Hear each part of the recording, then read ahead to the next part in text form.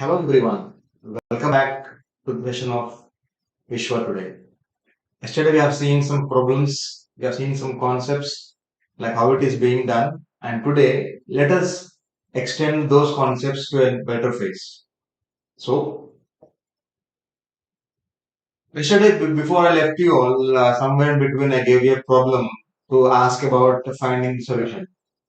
I got few answers, but you didn't get it right. So today let me start with the same question of that. So here on the screen, you have a question that says, a zoo consists of two kinds of mammals, isn't it? Bipeds and quadrupeds. There are at least 8 mammals of each kind in the zoo. The total number of mammals are even and the total number of legs are 64. Now the question is, which of the following, which of the following cannot be the ratio? It's not can be, it is cannot be. It means that out of these 4 options, 3 options are right. When 3 options are right, definitely one is wrong, right? So you need to calculate that wrong option. Now let us solve this problem carefully. Now assuming that bipeds are B, quadrupeds are Q. Okay. Let us read the problem carefully line by line. The first line says there are at least 8 mammals. So the number of bipeds or the quadrupeds should be 8 or more than 8. So there are at least 8 mammals, isn't it? Now, the total is an even number. It means that B plus Q is an even number. The sum of the bipeds and quadrupeds is an even number, right? And the total number of legs of the mammals, count is given as 64. Now, assuming that you all know the word biped is having 2 legs, quadruped has 4 legs, isn't it? So, coming to number of legs, bipeds count is B, each has 2 legs. So, total number of legs would be, it is 2B plus 4Q. This is given as 64 in terms of legs. Okay, so now the question is, which of the following cannot be the ratio? Now I'll write this separately on the screen here. Now it says that, let me take a better pen. It says that B plus Q is even and the minimum count is black, fine, right? Black is fine. And the minimum count is 8. Okay. Let me pick some other color, it is not fine. Let me take this pink. So 2B plus 4Q is 64. Right? Now it says which of the following are given to us. It says which of the following options is not valid. Option 1 is 2 is to 3. So option 1 is 2 is to 3. It means that I have 2K and 3K. So bipeds are 2K, quadrupeds are 3K. Now from this, plug in the value 2 into 2K plus 4 into 3K is 64. Now 2 times 2 is 4, 12, 12, 4, 16, 16K is 64. The value of K is 4. And the value of K is 4. Bipeds count is 2K, 2K would be 8. And quadrupeds count is 3K, 3K is 12. Now from the concepts, sum of B plus Q is even, 8 plus 12, 20 is even, valid, point 1. Point 2, 2B plus 4Q 64, valid. And there should be minimum of 8 mammals. So 8, 12. So 2 is to 3 is a valid ratio. Is a valid ratio. Now let me pick, yes. Now options 2 says 10 is to 3. If it is 10 is to 3,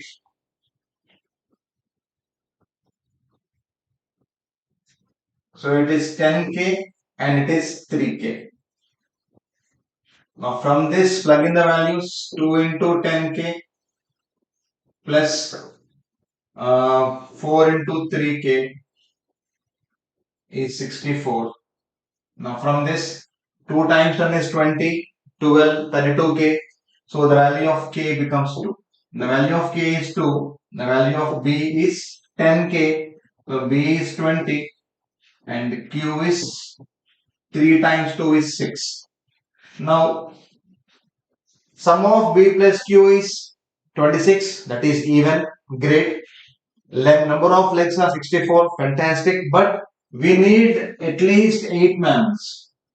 Bipeds are 20, valid, but quadrupeds are only 6. Quadrupeds are only 6, but we need minimum of 8, right? So it means that 10 is to 3 ratio is invalid from the given options. Now the question is all about which of the following cannot be the ratio? Which of the following cannot be the ratio of bipeds? So 2 is to 3 is valid, so 10 is to 3 is not valid. So it means that this is the answer. You need not waste your time solving 6 is to 5, 2 is to 1. It's again the same procedure. So I told you yesterday that whenever you try solving problem, you need to stick to the concepts and you should also be able to identify which option fits in the given story. Clear with that? So this is how it looks like. So you may find it a little clumsy, but you got to apply the concepts. Now going ahead, now this question is a good question. Let me make this to change the theme to black. Black, background black. That is why. So it says in a certain club, 40% of members play cricket. So people playing cricket is 40%. Keep in mind it is not a regular value, it is in terms of percentage. 40% of the members play cricket, 50% play tennis, 40% play golf. So we have got people playing cricket, tennis and golf. 20% play all the three games. So something it looks like a concept of Venn diagram, right? So let us draw the Venn diagram. Let us draw the Venn diagram. So let me take the shapes. Okay.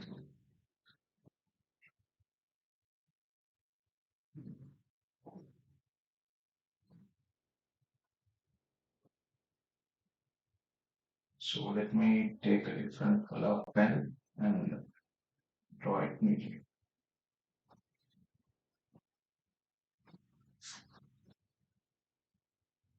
The car is not visible, right? So let us clean it out. I should not. I'll draw it normally. I'll draw it normally. Fine. He says cricket is 40%. He says cricket is 40%. And then he says 50% play tennis. So tennis is 50%. And then he says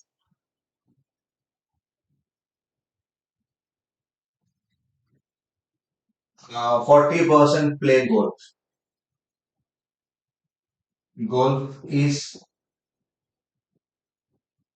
40%.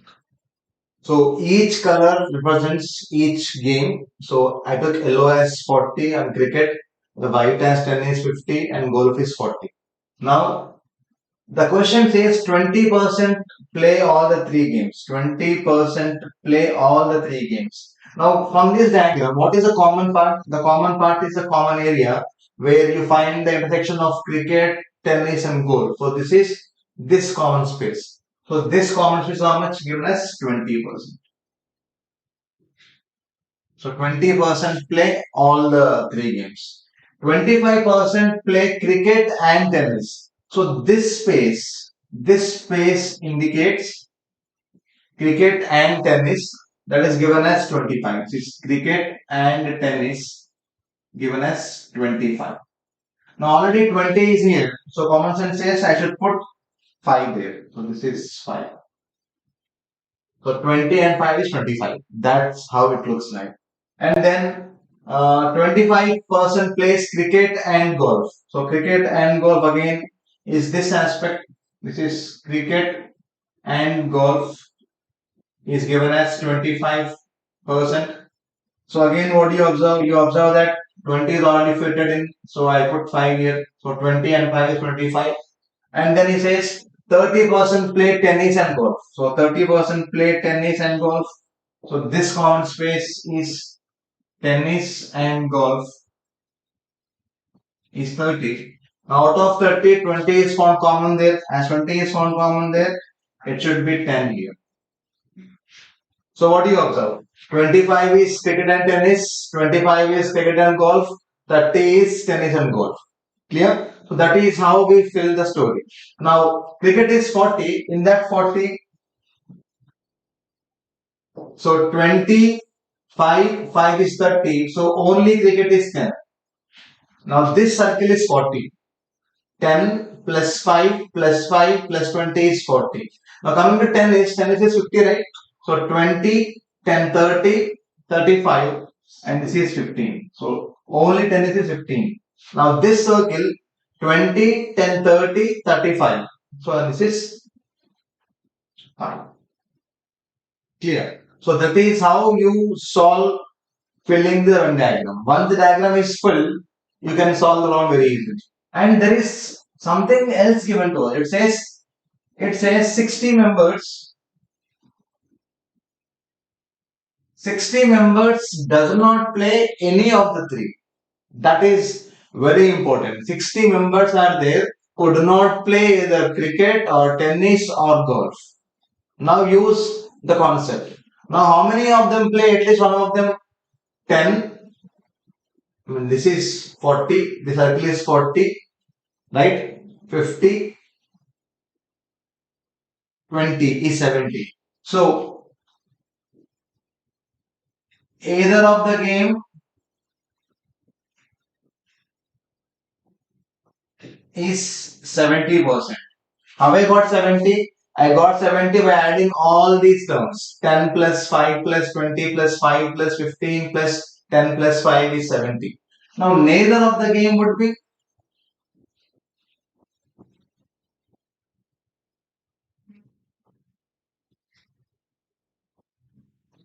If either of the game is 70, neither would be 30, right? So 30%. Right? So 30% of count is given as 60. If 30% is 60, then what is the count value? So this is 3/10 into count, which is 60. So the count would be 200. So that is how you solve the problem. So logical reasoning is a part of aptitude where you need to put yourself into the concept, draw the diagrams, fill the data. Once data is filled, solving is again a matter of seconds. So I told you yesterday that whenever you talk about the concept of aptitude, aptitude contains questions of basic arithmetic, logical reasoning also, right? So this is a part of Venn diagram concept where you fill the story based on the given data and then you solve it. So please do some models on these Venn diagrams, you will love them because you will be getting plenty of marks. So going ahead now, so this is not required now. Now, this is a question of time and distance. In a 1,000-meter race, A beats B by 100 meters and B beats C by 50 meters. In the same race, by how many meters does A beat C? Read the question carefully. The question says, in a 1,000-meter race, the race length is 1,000 meters. Now A, B, C are competing. So A beats B by 100. Okay, it means that compared to A and B, A is winning. So B is behind A by how many meters? 100 meters. So people draw the diagram like this. So the race is 1000 meters. Now from the given data, A is beating B by 100. So you have A here. So A will reach the end point and B is behind A by how many meters? A is behind A by 100 meters. So it means that B is at 900. It means that B is at 900. Now B beats C by 50. So people, many of the times people draw it like this. Like B beats C by how much? They take it as 50. So it is taken as 850. It is taken as 850. So in this race, people generally draw a diagram like this. So A beats C by how much? So what is the gap between A and C? So they will come up with the answer called as 100 plus 50. That is 150. This is how a normal student thinks, but this is absolutely wrong. Why it is wrong? You are not thinking with respect to the question given to you. The question says the race is of size 1000 meters. So in this diagram, when A is at 1000, B is at 900. Fantastic. But when you compare B and C, you should think saying that B beats C by 50. That is in a rate of how much? 1000. So the diagram looks like this. You should draw the diagram in this way. Like when A is at 1000, B is at 900. This is 100 meters. Similarly, when you say when B is at 1000, C is falling behind by 50. So this is 950. This is 950. So this is how you should draw the diagram separately. This is not one single diagram. Now from this, what do you get? We take the ratio of A is to B. A is to B is taken as when A is at 1000, B is at 900. Now coming to this diagram, B is to C. If B is at 1000, C is at 950. Okay, you can minimize terms, so I'll minimize these two for the sake of simplicity. And now let me write the answer. So it is A is to B is to C. There are many ways of solving it. I'll go with the technique. Okay, you can cancel this zero, right? So 10 times 100 is 1000. Now multiply this B part. 100 times 9 is 900. Right? And then to get the third term, so 9 5 is 45. 4. 9 is 81 plus 4 is 8. This is 855. This is 855. Now what is the difference between A and C? The difference between A and C is 145 and not 150. So the answer would be 145 and not 150. So please don't end up doing a problem of this pattern. No, this is completely wrong. Don't end up doing this way. The diagrams are two individual diagrams because the race is of length 1000 meters. So that is where students get confused and they end up doing mistakes. Okay, now let's go to the next story. I believe my voice is loud and clear. If it is not, put in the comment section. Right now, this question is a little interesting. Let me go with that now. This is again a question of Venn diagram, it looks long, but it is simple solve. In a class, 100 students play cricket again. 100 play cricket, 120 play hockey, 150 play tennis. So please stay with me. This is one good question. So cricket are 100, and then 120 play hockey. So hockey is 120, and 150 play tennis. Tennis is 150. Cricket 100, hockey 120, tennis 150. Now please watch the story carefully. For every five students who play cricket, there is one student who play cricket and hockey. So this is cricket is to cricket and hockey.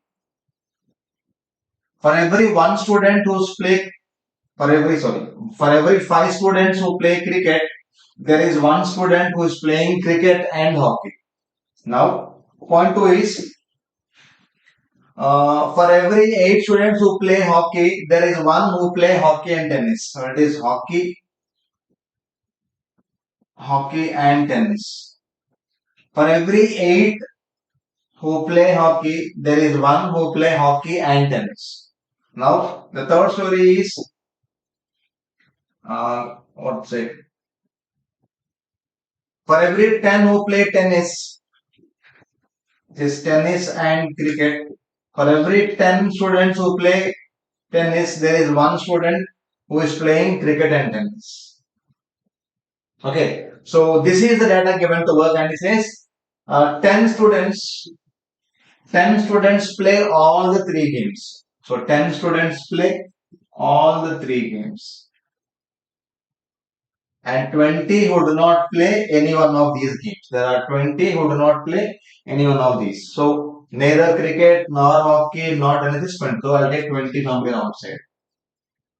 Okay, now from this is a question of Venn diagrams combined with ratios. So this can be one good question given to us. So let us see how to solve it. Now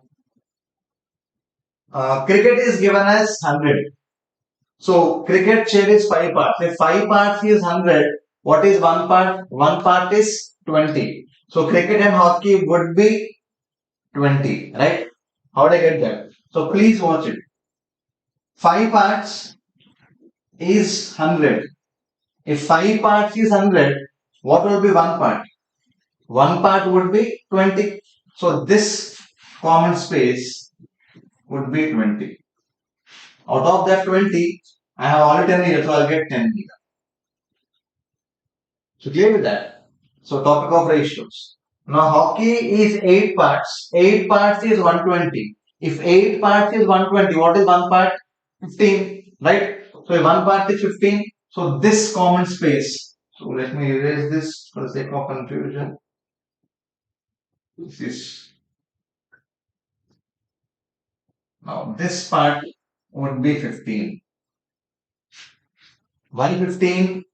Because 8 parts 120, 1 part is 15. So I have 10 here, so I get 5 here. Clear now? Now the third story. Tennis 10 parts. 10 parts 150, 1 part is 15. If 1 part is 15, so this is also 15. I got 10 there, so I'll have 5. So this is how you fill data. How did I get 15, 20, 15 by using some basic ratio concepts? So 10 parts 150, 1 part 15.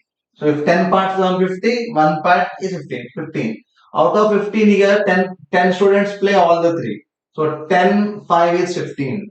So that's how we fill. Now the question is, how many students play exactly 2 games? How many students play exactly 2? When he says exactly 2, it is only 2. Not less than 2, not more than 2. Now, I cannot include this 10 because in this case we have more than 2. So the answer would be 10, 5 and 5. What is 10? 5 and 5. So that would be 20. So that is how you fill the answer. The answer is B20. So question of Venn diagrams will be simple provided you know how to solve it properly. So you got to fill the Venn diagram data based on the question given to you. Now please don't get perplexed and don't get confused by saying what is given to this. Never get away with the problem size or the problem content.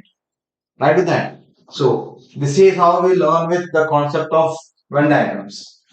I have added this for a purpose. It's not required. Now this is a question of time and work. I think time and distance. A thief steals a motor car at 1 p.m. In this story, you have a thief who steals a car at 1 p.m. 1 in the, maybe in the afternoon, and drives at a speed of 45 kilometers per hour. Thief is driving at a speed of 45 kilometers per hour, and the thief is discovered at 2 p.m. 2 p.m. indicates after 1 hour they found that the car is stolen and somebody is chasing them now. And the owner sets off in another car at 54 kilometers per hour. So what's happening is, if this is my starting point, thief at 1 o'clock is starting, and the owner is starting at 2 p.m. Owner at 2 p.m. So we have a time gap of 1 hour. We have a time gap of 1 hour. So definitely in this 1 hour, thief will go ahead, right? So at 2 p.m.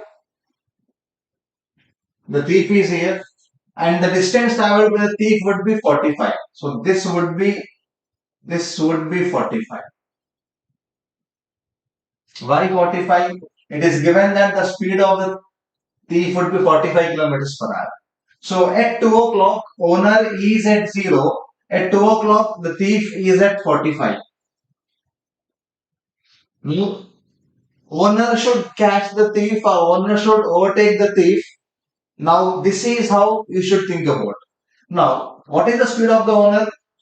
Owner speed is given as, how much it is given as 54 kilometers per hour. It's 54 kilometers per hour. And the thief speed is given as 45 kilometers per hour. Now from this, if you observe carefully, what is the difference we have? The difference we have in 1 hour is, in 1 hour, the owner travels 9 kilometers extra. 9 kilometers extra. You call it as the relative speed concept. I want to make it simple. I don't want to use those techy words here. So you find that the difference between the owner's speed and the thief's speed is 9 kilometers in 1 hour. Now the distance is how much? It is 45. So to fill this 45 kilometers gap, it should be how much? How much? So common sense says it is 5 hours. It is 5 hours. So 5 hours from which time? The time would be, owner is starting at 2 o'clock. So it is 2 p.m. plus 5 hours. This is 7 p.m. So the answer is 7 p.m. So this is a question of time and distance where you find many models of this sort. As I told you yesterday, you cannot learn all the concepts in the session, but I'll give you different models and how you approach that model to solve the question. We at VISHWA have designed multiple videos on multiple approaches of solving these kind of problems. You can subscribe to us, you can come to our website, find the demo videos, you can see what are the concepts available. Every topic is covered from the scratch to the core level with the conventional method and the shortcut method, right? So do come back to us at our portal vishwa.co.in where everything is there in detail. Okay. Now this is how we solve this question of time and distance. Now going ahead, This is again a question of trains. Trains topic is the part of time and distance, where you observe that a train leaves Tirupati at 6 p.m. 6 p.m. it is leaving Tirupati and reaches Hyderabad at 8 a.m. So let me draw the reaction. Okay. So this is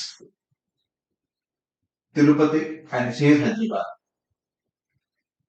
So Tirupati at what time? It starts at 6 p.m. It will reach at what time? At 8 a.m. So the total time is 6 p.m. to 6 a.m. is 12 hours. So this is 14 hours. This is train 1. Train 1 takes 14 hours. Clear? Another train leaves Hyderabad at 8 p.m. So now let me take another train. So I have another train. I call it as train T2.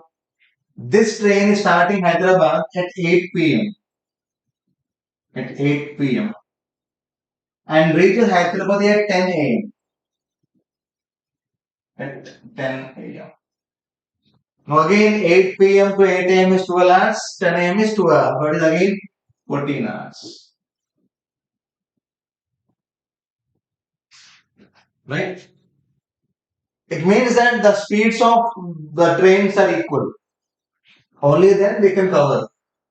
Please, I take that the speeds of T1 and T2 are equal. Only then they will cover this in the same time. We have some assumptions in time and distance. We go with that.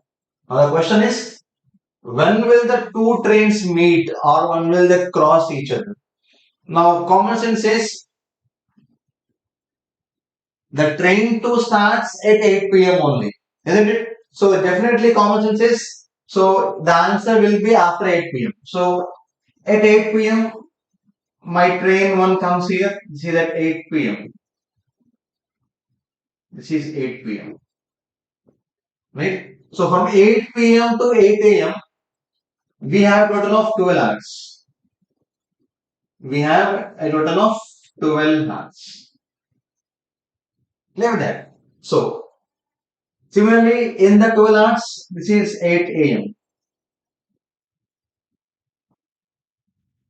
As we found that the two trains are having the same speed or they have the same time taken to reach the destination point, definitely they will meet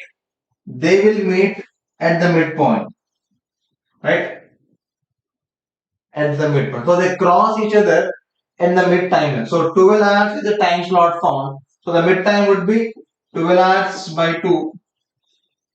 That would be 6 hours. So 6 hours from 8 p.m. So 8 plus 6 is 14. 14 is 2. The time would be at 2 a.m. The two trains will cross each other. So please apply your basic common sense when you solve the concept of trains. So the question says a train leaves Tirupati at 6 a.m., Tirupati at 6 p.m. and reaches Hyderabad at 8 a.m. 14 hours journey. Another train leaves Hyderabad at 8 p.m. and reaches Tirupati at 10 a.m. Again 14 hours. When will the two trains meet? So 14 hours indicates that the two trains have the same time distance. So it means that they are moving with the same speeds. Right?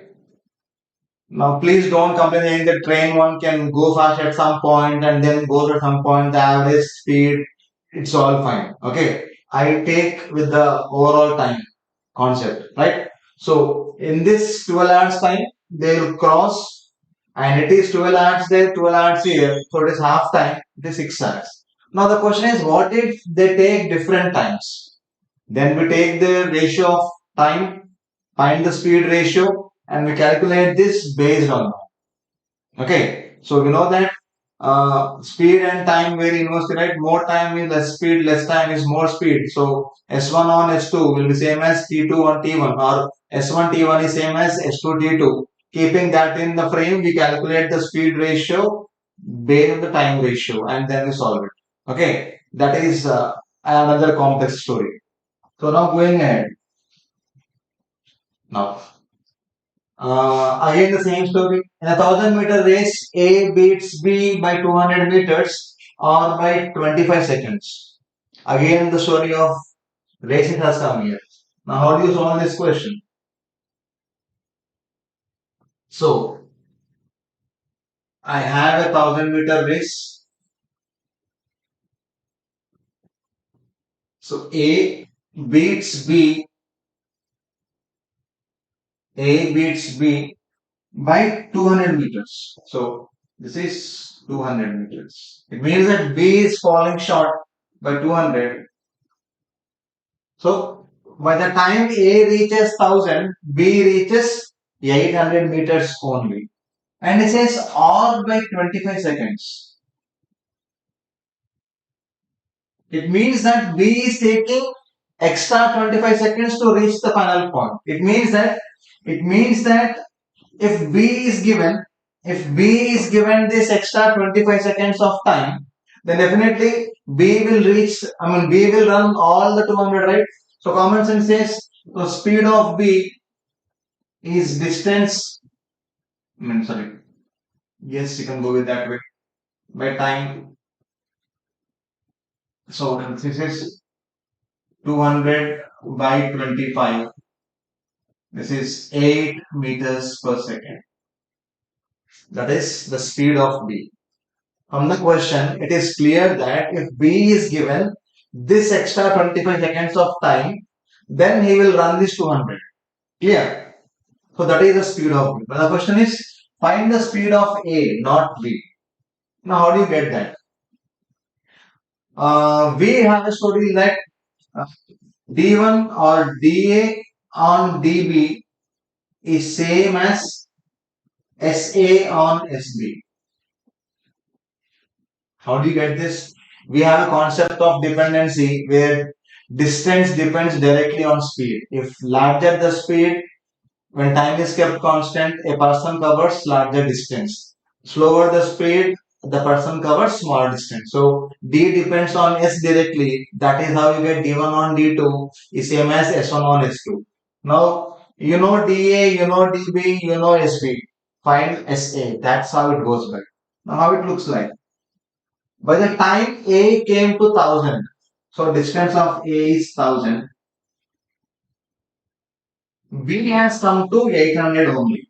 B has come to 800 only. Yes, speed of B is calculated as 8 here. Speed of A should be known to us, so it is 800. So this is 10. So speed of A is 10 meters per second. You can do it in many ways. I chose this simple method of doing it. Let us not complicate things. So this is 10 meters per second. That is how you solve this question. So in time and distance, we have various models. One such model is topic of races, which can be solved in this pattern. Simple things. Now, one the next story. In this story, you find the concept of time and work items. A can finish a piece of work in 10 days. So a work is being mentioned here and days are given. A can finish a work in 10 days, working at 6 hours a day. So to finish that work in 10 days, that fellow should work 6 hours per day. So the rate of work is also given to us. B can do it in 15 days, working at 8 hours per day. Then how many days do they take to finish the same work? Together they work 10 hours a day. Now let us solve this question this way. What is given to us? He gave us days. He gave us rate of work done or H. Coming to A. A is working 6 hours per day and he will take 10 days to finish the work. Now B takes 15 days working at 8 hours a day. The same work. Now let us calculate total number of hours, total work hours.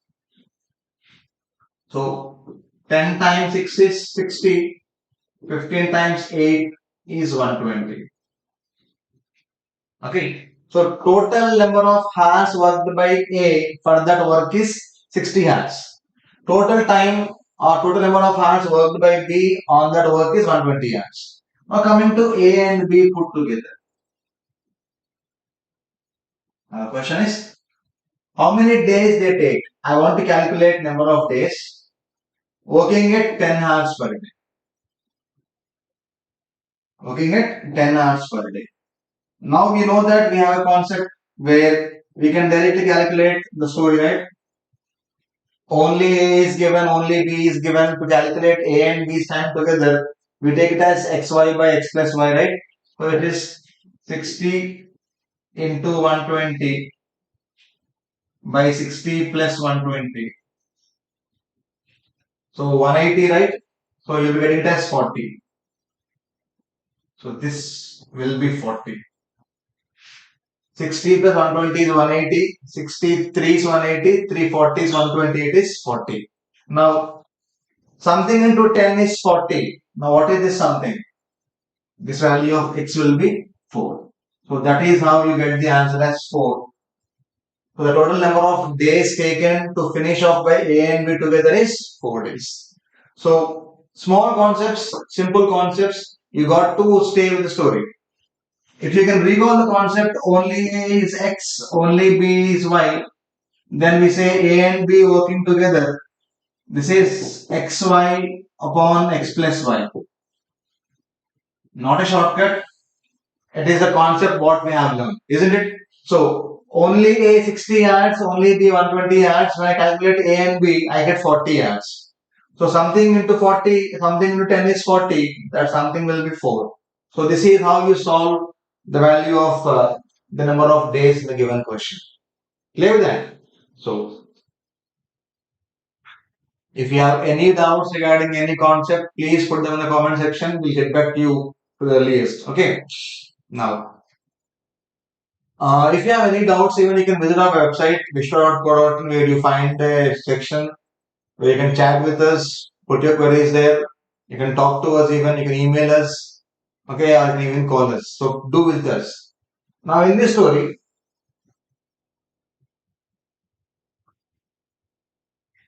A can do a piece of work in 12 days. A 12, given A is 12, B 16, B is 16, C in 32 days. C in 32 days. They start the work together. They start the work together. Okay. But A leaves after 3 days. It means that for the first 3 days, A, B and C are doing the work together. After 3 days, A left. So generally to solve these kind of questions, we have a concept like dA on A plus dB on B plus dC on C is equal to 1. If you do it normally, it takes a lot of time. To overcome that, we use this concept. A is the actual time taken by A to do it alone. dA is the number of days actually spent by A. Now in the given question, let us do it like this. Only A is given as 12. Only B is given as 16. Only C is given as 32, which is equal to 1. Right? For the first 3 days, A leaves after 3 days. It means that A, B and C are there for how many days together? They are there for 3 days. So A is there for 3 days, B for 3 days, C for 3 days. All of them are working together for 3 days. And then A left. When A leaves, remaining work is done by B and C alone. Isn't it? Now, B leaves after some time. So that sometime you find B and C doing together. So let us call that sometime as X. So for this X number of days, you have B and C together. You have B and C together. And then C completes the remaining work in 3 days. So you again have C. After B leaves, C worked on it separately for 3 days. It is clear. Now, how many days do they take to complete? So, from the beginning till the end, who was there? You have C working from the beginning till the end. So, if you can calculate the value of X from that, you'll be getting the time of C, that is BC, which is 3 plus x plus 3 is the answer. So 3 on 12 is 1/4, that side is 3/4. Solve it to get the answer. This is quite simple. I believe you can work on it. Okay, so from this story, find the value of x. Once you get x, put the value of x in the question. I mean, in the time of days spent by C is 3 plus x plus 3, and the answer is there. So the answer should be 10 if I am not wrong. Okay, work on it and get the answer. The value of x will be 4. So plug in the value, you get answer as 10. It's all again basic math, solving it regularly. Maximum side, minimize them, shuffle them, get the value of x. Now, the next problem would be two pipes. Now, this is again the concept of pipes and cisterns. In arithmetic, pipes and cisterns is basically an application or an extension of the concept of time and work. So, two pipes P and Q can fill a tank in 12 minutes and 16 minutes respectively. So, only P 12, only Q 16. If both the pipes are opened simultaneously, it means that pipe A is open, pipe B is open. Then after how many minutes should Q be closed? So Q should be closed so that the tank is full in 9 minutes. Again the same story, which is dA or by A plus dB by B is equal to 1. The concept of time and work can be used in pipes also. Now only A is given as 12, only B is given as 16, which will be equal to 1. Now common sense says from the beginning till the end, pipe P is working. You are closing after how many minutes should Q be closed? So Q is closed but not P. It means that from the beginning till the end P works. How many minutes? 9 minutes. So 9 minutes. He wants you to calculate the time of B or the time of Q, the time of Q, called as PQ. 9 by 12 is 3/4. 1 minus 3/4 is 1/4. Right? So TQ will be how much now? It will be 4 minutes. TQ would be 4 minutes. The answer is 4. How I got 4? 9 on 12 is 3 by 4. RHS 1 minus 3 by 4 is 1 by 4. TQ by 16 is 1 by 4. Cross multiplying 16 by 4 is 4. So that is how you get it. Please do not try to complicate the question. These questions are quite simple and very easy. You need not spend more than half a minute on these problems. You should be able to read the question, analyze it, understand it, implement it to get the answer. You can do all these things in less than half a minute. And as I told you, you should be using this time to solve these things fastly, and whatever is remaining, that time should be used to implement the core concepts. Okay with that? Now, this is the story of time and work where pipes and systems are implemented. Yes, this is another good question.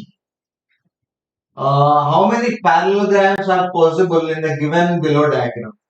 You are given a diagram here and he wants you to calculate the number of parallelograms. How many parallelograms are possible in this question?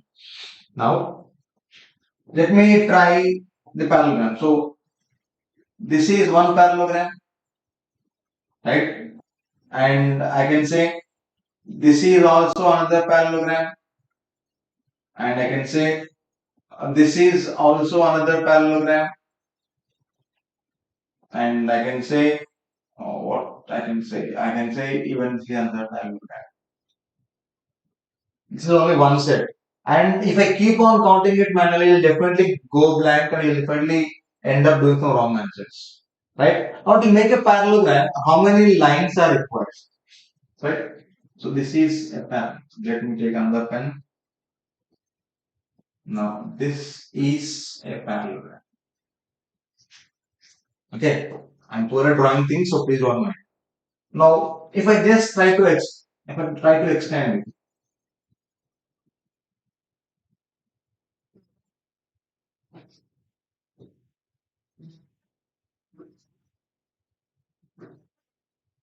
So to make a parallelogram, you need two horizontal lines and two vertical or two slanting lines, whatever it is. So you need two lines horizontally and two lines vertically. So that's how you make a parallelogram, isn't it? Now, for that to happen, count the number of lines in horizontal. Now let me pick them. This is 1, 2, 3, 4, 5. Now I got 5 lines. Out of these 5 lines, I need to pick any two. Right? From these 5 lines, I can pick any two lines. Right? So it is a combination from 5 pick 2. So that would be 5C2. Isn't it?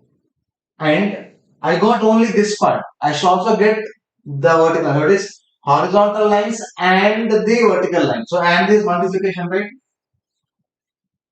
Now coming to story, coming here where yes, let me go with this. Coming to the lines, this is 1, 2, 3. Let me go with the black thing. So 1, 2, 3, 4, 5, and 6. I got 6 lines in horizontal, in vertical way. So from these 6 lines, I need to pick any two lines, right? So it is 6C2. So it is 5C2 into 6C2. That is how you'll end up with an answer. So using common sense again, you got 5 lines in horizontal. From those 5, you should pick any two. Any two. The preference is not given here. You can pick any two randomly. So it is 5C2. Clear. And from the vertical part, you should pick any two. It is again 6C2. So it is 5C2 into 6C2. So 5C2 is some 10, 6C2 is 15. So the answer would be somewhere around 150 if I am not wrong. I believe you can solve that question. You can solve what is the value of NCR. NCR is n factorial by r factorial into n minus r factorial, right? You can work on that. So 5C2 into 6C2 would be 100. So it means that from this diagram, I can make out 150 parallelograms. And I bet you cannot end up counting all 150 manually. Isn't it? So that is why you go with the story here. 5C2 into 6C2. I'm in love with this simple concept. Now, wow.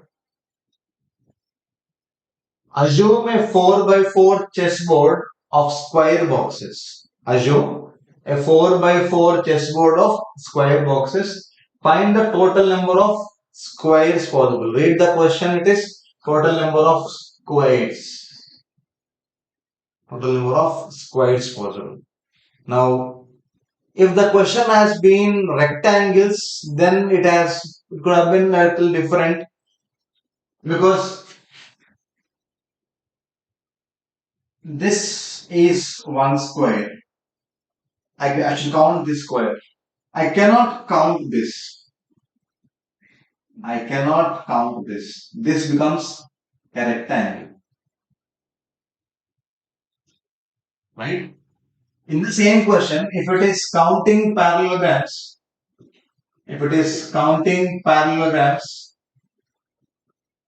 the answer would be 1, 2, 3, 4, 5. Is out of 5, pick any two. 1, 2, 3, 4, 5. Pick any two. So it is 5C2 into 5C2. If it has been parallelograms, let me write that neatly for you so that you can understand it properly.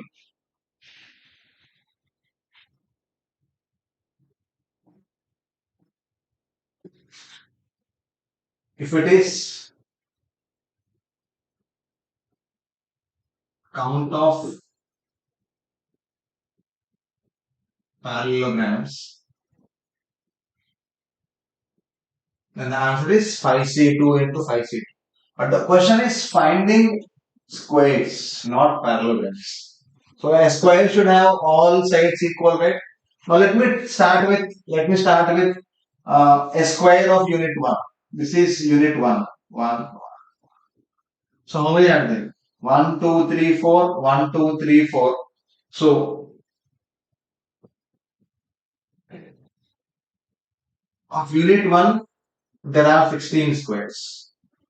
So 1, 2, 3, 4, 5, 6, 7, 8, 9, 10, 11, 12, 13, 14, 15, 16. Now let me take size 2. So this is size 2. I mean, of 2 units each.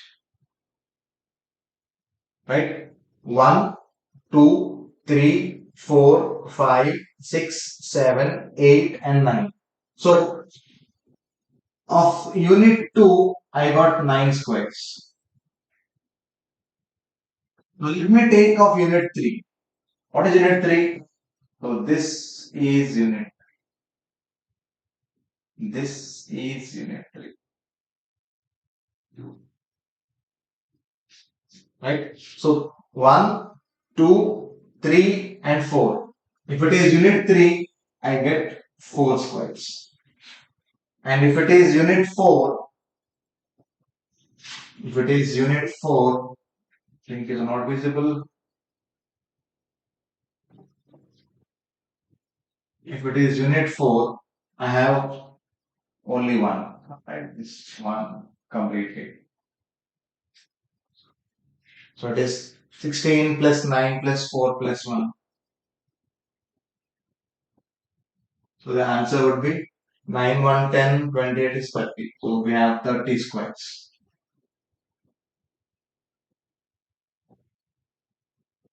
So the answer is 30.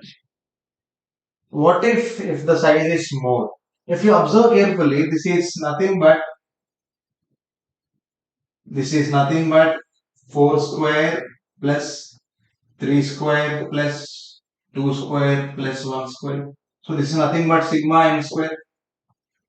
So in a chessboard, if you want to find number of squares, find the answer as sigma n square. If n is 5, put 5 square, 4 square, 3 square, 2 square, 1 square. You have the formula n into n plus 1 into 2n plus 1 matrix, right? So the formula goes like n into n plus 1 into 2n plus 1 by 6. Put the value, get the answer. It can be 4 or 5 or 6 or 7 or 8 or any value. That is how you solve the question of finding number of squares. Clear with that? Should be clear. Oh, okay.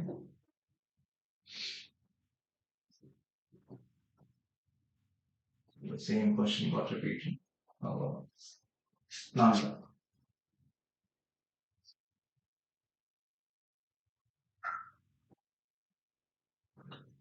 a person has 8 different cars. Wow. A person has 8 different cars and 8 parking slots. Okay. So 1, 2, 3, 4, 5, 6, 7, and 8. He has 8 parking slots. Okay. 8 cars, 8 parking slots. Should be a rich fellow. If he needs to park his Audi and Maruti, they have got good collection.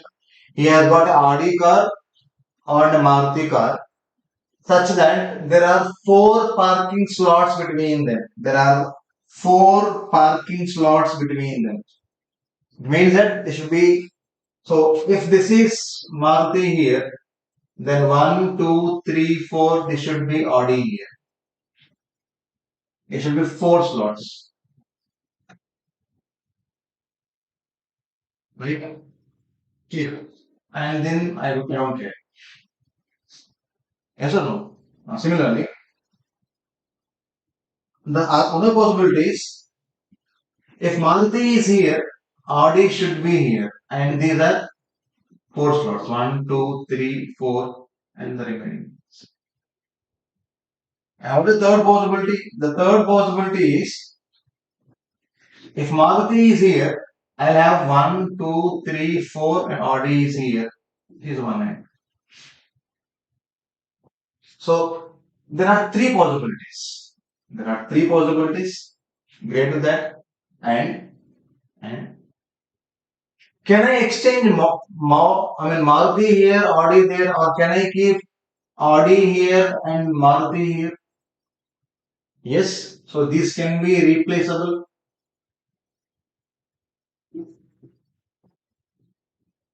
So I have two such combinations, two places, two cards, two possibilities, and remaining are six cards, six positions. That is 6 factorial. So that's the answer. I got three possibilities, two cards in two positions, 2 factorial are 2, and there are 6 places and 6 cards are left out. So 6 cards, 6 places is 6 factorial. So the answer is 3 into 2 into 6 factorial. So that is how you solve these questions, right? So permutations and combinations would be very interesting. So focus a little on them, you'll enjoy it. Okay.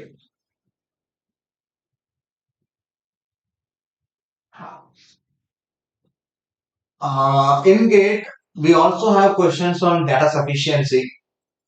In data sufficiency, you'll be given a question, and to support that question, you'll be having two statements.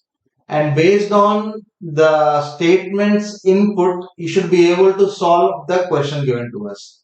So from the given data, you conclude saying that is statement 1 alone is enough, or statement 2 alone is enough, or both are required, or both are not sufficient.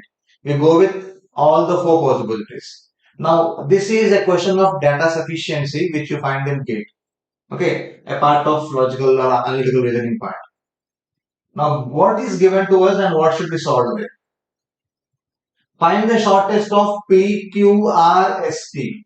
I have P, Q, R, S, T. From this, I want to find the shortest, the minimum value. Now, that's the question. Now, it says P is shorter than Q and R. So, statement 1 says P is shorter, or the value of P is less than Q or R. Okay, so I mean we do not know about Q and R, but P is less than Q, and of course P is less than R. Clear? Now, statement 2 says S is shorter than R. S is shorter than R, but is not the shortest. So S is not shortest. Now, how does the problem goes like? Question is finding the shortest one. Is statement 1 sufficient? In statement 1, out of these three, out of P, Q, R, S, T, out of this P, Q, R, S, and T, he mentioned only P, Q, and R. Here S is not mentioned, T is not mentioned. Right? So definitely common sense says statement 1 alone is not sufficient. So option 1 ruled out. Coming to statement 2 alone. S is less than R. S and R, he did not talk about P, Q, and T. So statement 2 is also not sufficient. Right? Now let us combine these two. Now he says from this S is also less than R, P is also less than R, and he said S is not the shortest. If S is not the shortest, who can be the shortest? It can be P or it can be T. Yes or no? S is less than R, accepted. P is also less than R.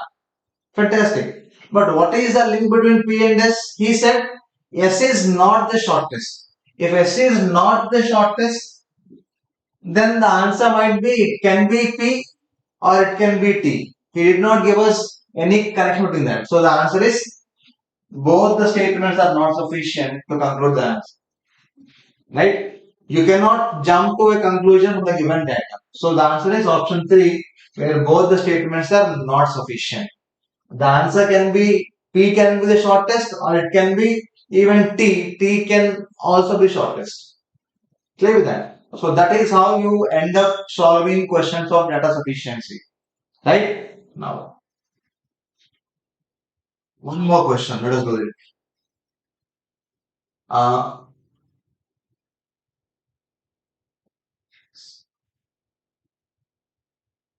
Find the current age of Swati. The question is about ages. In the ages concept, you want you to calculate the age of Swati. He says Swati's current age is 5 times her son's age. So Swati's current age is 5 times her son's age. Okay. So from this, can you find out the age of Swati? If you know the age of Swati's son, you can find out the age of Swati. But the age of son is not given to us. So statement 1 alone is not sufficient. Right? Overruled. Now, Swati's age 2 years hence. What is 2 years hence? It means after 2 years. So Swati becomes S plus 2. Son becomes son plus 2. Because in the concept of age, everybody increases and decreases in the same way. So 2 years hence, it will be 3 times her son's age at that time.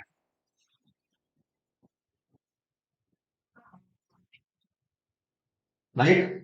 Now, only from statement 2 can you find Swati's age?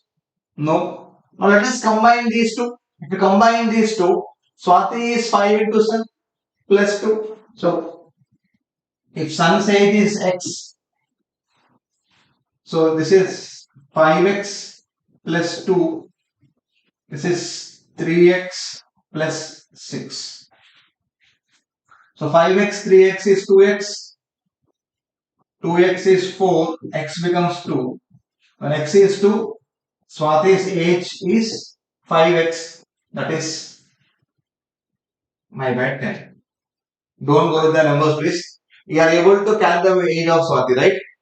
Isn't it? So, when you are able to calculate the age of Swati, you need statement 1 and 2, isn't it? So, the answer is both statements are required. Both 1 and 2 are required. Okay. Now, before I leave the session, I want to give you a concept and I want you all to spend some time on. We have seen different models since yesterday and today and the definitions. So I want you to end up my session with a small puzzle or a small question. Please think about it. Assume that I have a question given to me as 9x square minus 18xy plus 8y square is 0. This is a question given to me. From this equation, I want to solve something. Now let me factorize it. It is 9x square. What do you get?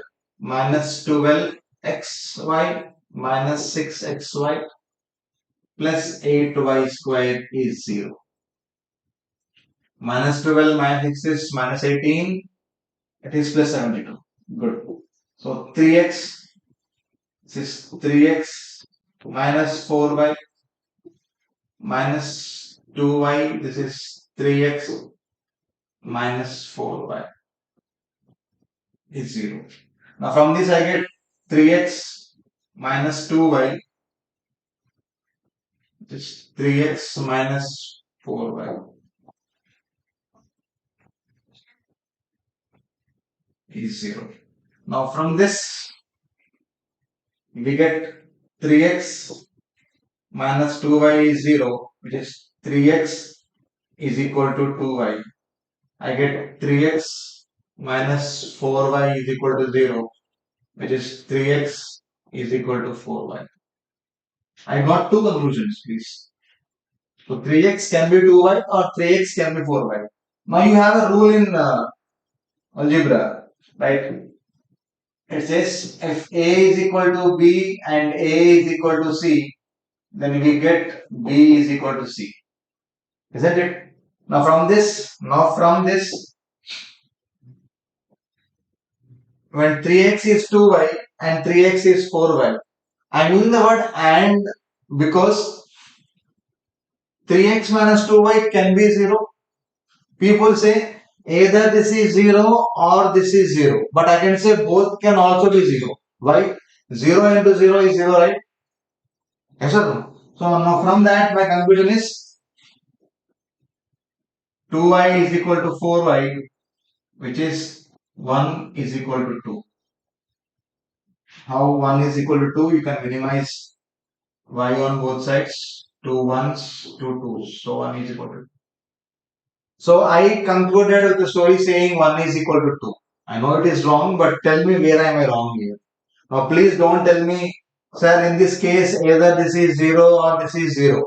I also say both can be 0 because 0 times 0 is also 0, right? So both can be 0. So 3x minus 2y is 0 and 3x minus 4y is 0. So 3x is 2y and 3x is 4y. So I get 2y is 4y. How? From this story. So this is how I end up saying 1 is equal to 2. So tell me where am I wrong?